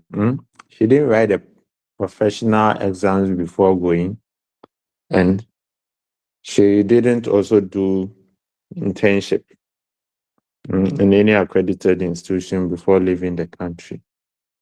Okay. And the most important thing, she didn't pay the prescribed fee. So these are the three things. Why she can't be registered, she's not eligible to practice here in Ghana. Dr. Frank, and Yeah. please, how about I want to find out the masters in clinical pharmacy alongside with B Farm. Is it equivalent to the master in pharmacy, master of pharmacy, which UK recognizes? No, it's different. So Master of Pharmacy, MPharm, is like a first degree program in the UK. So that's different from a postgraduate qualification. So the postgraduate qualification is you doing your MPhil. So MPhil in clinical pharmacy is the master's. But Master of Pharmacy, without the S, is the MPharm program in the UK. So it's equivalent to PharmD. So it's a first degree program in the UK. Yes, please. Thank you. So, Okay. Dr. Ibrahim, Yeah. so please per question 16. So that question falls under the criteria for the foreign train, right? No, Okay. because Florence is a Ghanaian trained graduate. So she trained in Ghana. You get it? So she obtained a B Farm in Ghana, just that she's from Rwanda. So she had to go back to her country. But when she went back to her country, she went to write their exams, did their professional exams, internship. So she was able to get the license to practice as a pharmacist there. She also went ahead to do her master's there. But she planned on returning to Ghana. She didn't write her professional exams before leaving. So when she's coming, you're asking whether she will be able to practice because she obtained her B Farm here. If she had obtained her B Farm in Rwanda, she would have been classified as a foreign trained. Foreign train. But Okay. because she obtained her B Farm here, she's still Ghanaian trained. She has to go through the normal process here. Okay. Well noted. Thank you. Okay.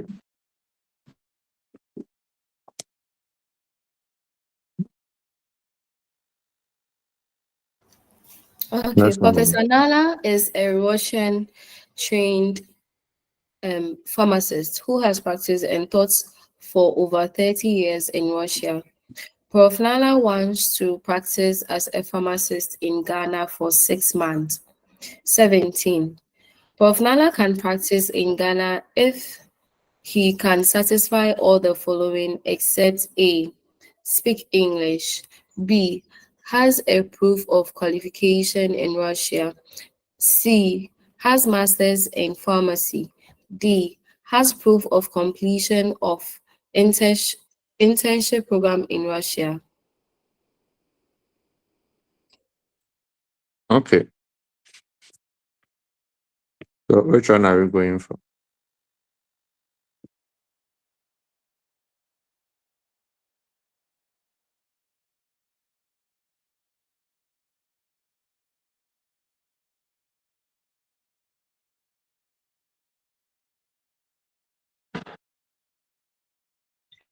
Sir, We please.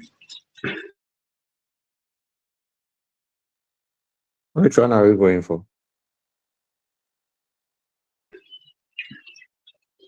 Stephanie, before we even answer the question, I was, if you want to practice in Ghana, is it supposed to be for 3 months and not 6 months?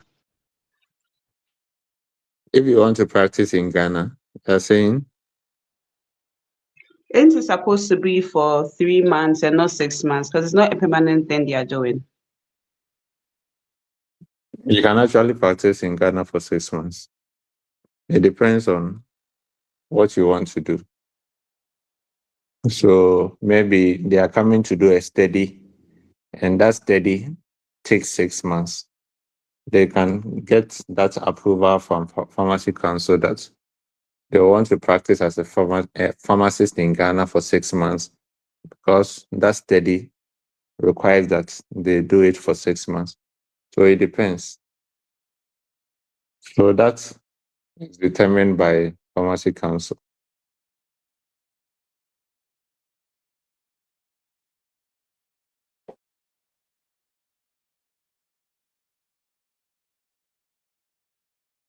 So we are asking if Prof. Nala can practice in Ghana if he satisfies all the following, except which of them? D.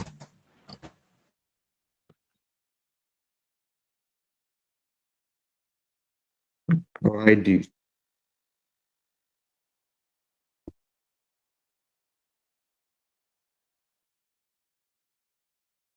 Any reason?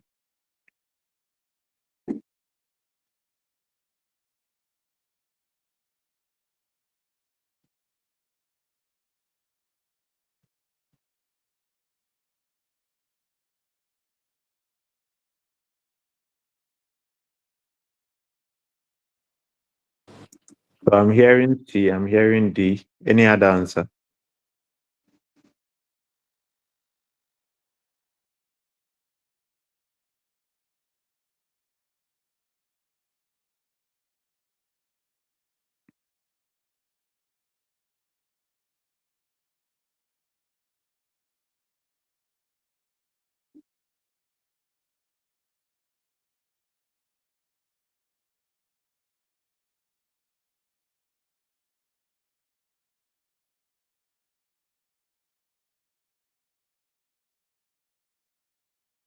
All right, so those going for C, just justify.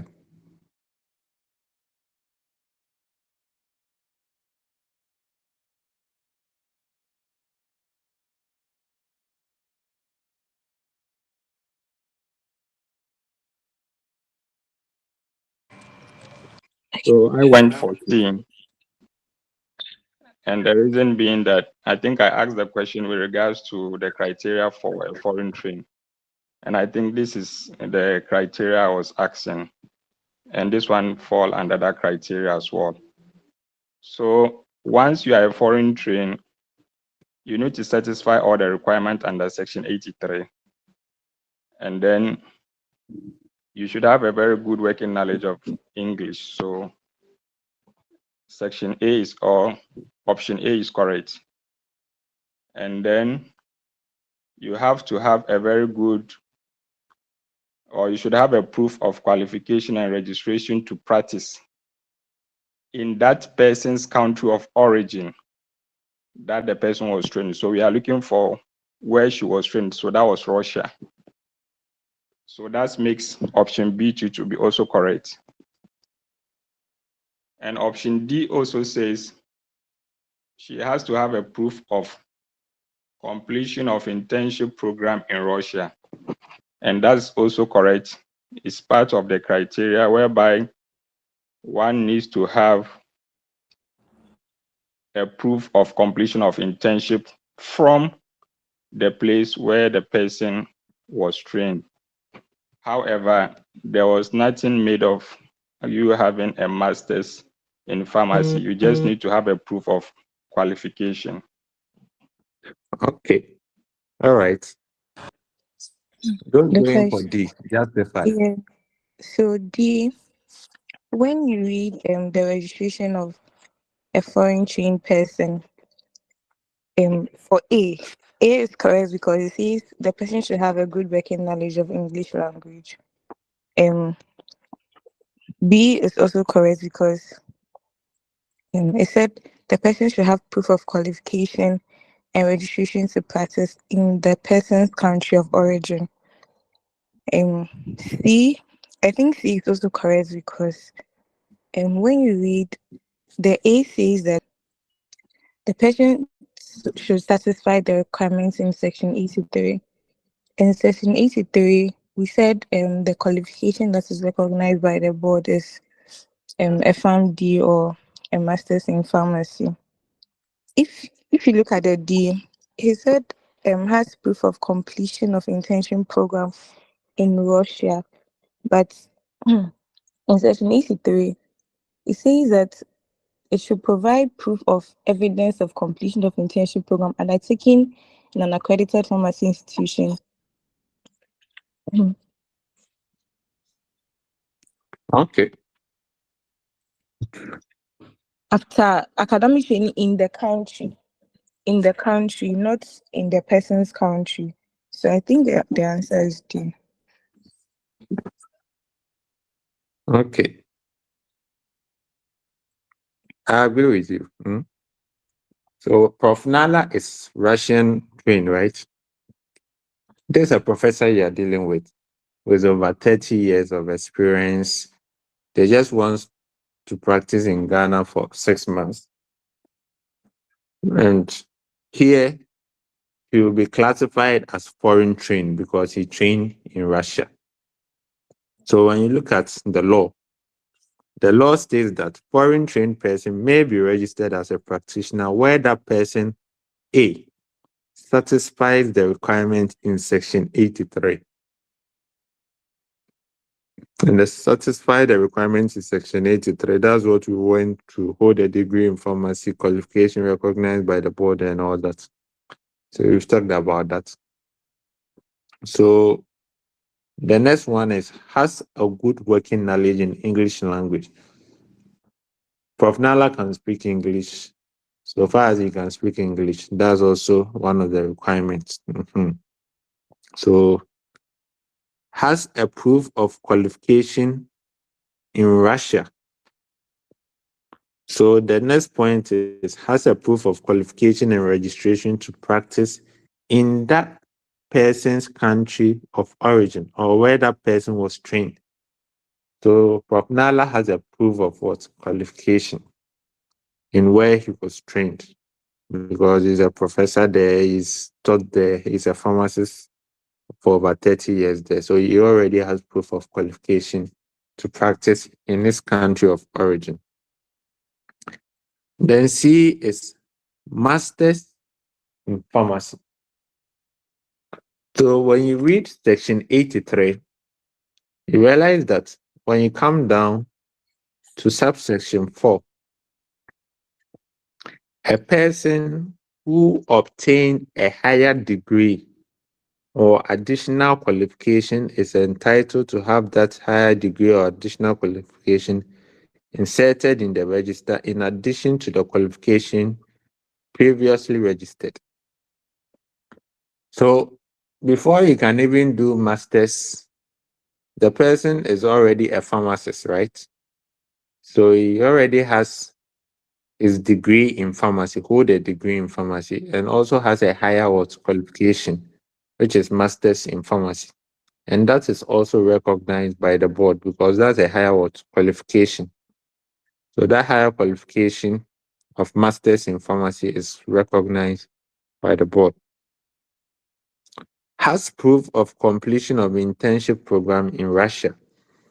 So when you look at section 83, It says that provide evidence of completion of internship program undertaken in an accredited pharmacy institution after academic training in the country.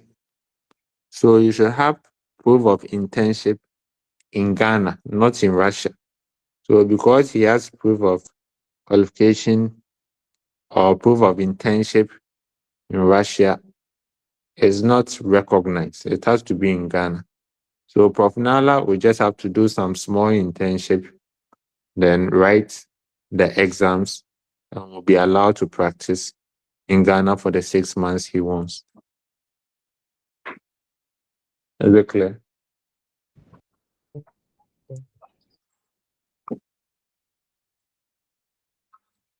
Hello, sir.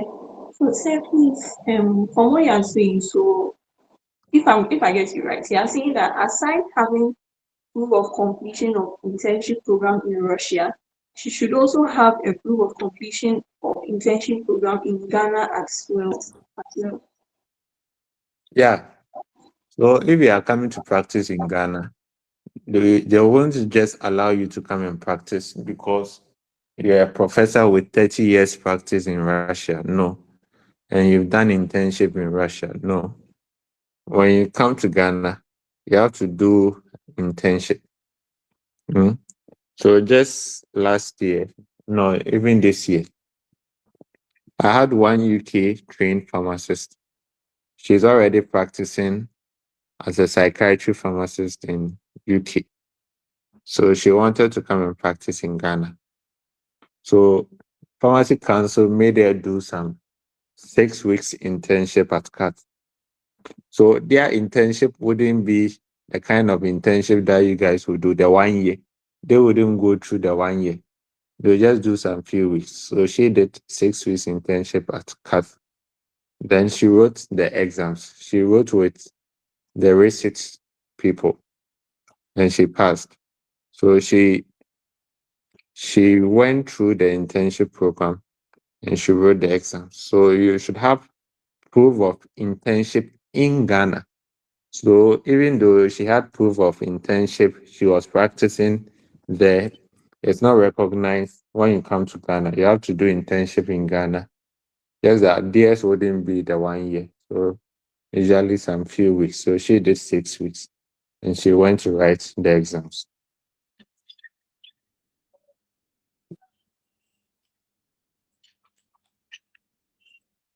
Hi, Dr. Shark.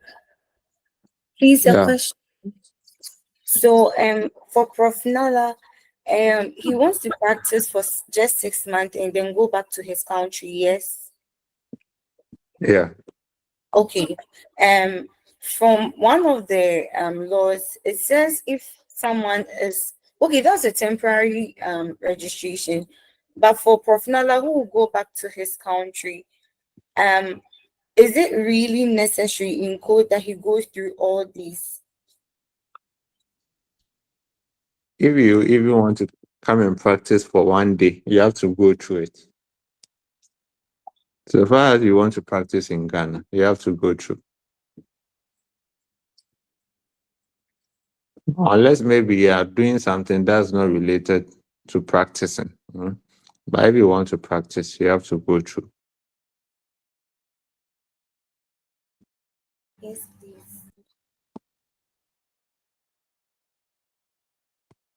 Okay, let's move on. Number 18. Which type of register would be given to Prof. Nala if he is deemed? Dr. Aisha, please, I'd like to find out, so the NGOs who come with pharmacists and doctors and nurses to do their outreach programs, does that indicate that the pharmacists also have to go through, satisfy these requirements? When they come, are they practicing or they come to do a study? They come to, like, almost literally, they do screening and administration of drugs. Yes, offer pharmaceutical services. Yeah, so they may be getting some form of accreditation that covers everyone. But the person is not applying to Pharmacy Council to practice as a pharmacist in Ghana. So there's a difference. So they are coming with a different motive. But if the pharmacist wants to practice in Ghana, then they have to apply to Pharmacy Council. Yes, please. Thank you. Okay. Okay, number 18. Which type of register would be given to Prof. Nala if he is deemed eligible to practice? A. Permanent register. B. Provisional register. C. Temporal register. D. Foreign register. Okay. So which of the register will be applicable?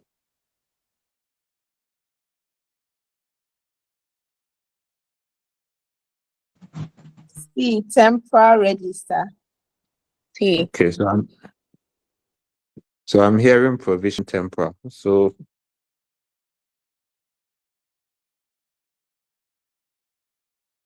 A provisional register for newly qualified and foreign trained practitioners who have passed the prescribed exams, and the man is a foreign trained practitioner. okay, so temporal also different.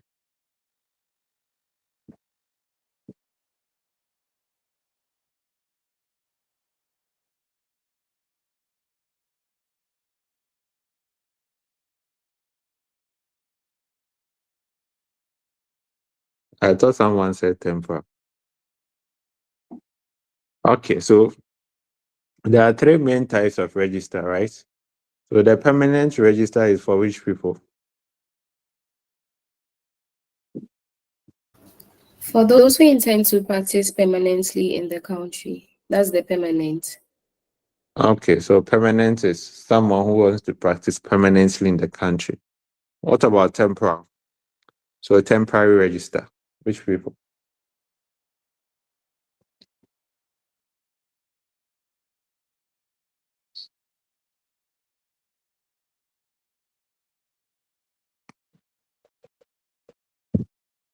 Which For people use the practitioners who temporary? intend, it's for practitioners who intend to practice for a period of not more than 3 months. Not more than 3 months. Yeah, so not more than 3 months. It's temporary register. Mhm. So if we want to practice for not more than 3 months, it's temporary. Okay. Then provisional. For newly qualified, new qualified and foreign trained practitioners who have just passed the prescribed exams.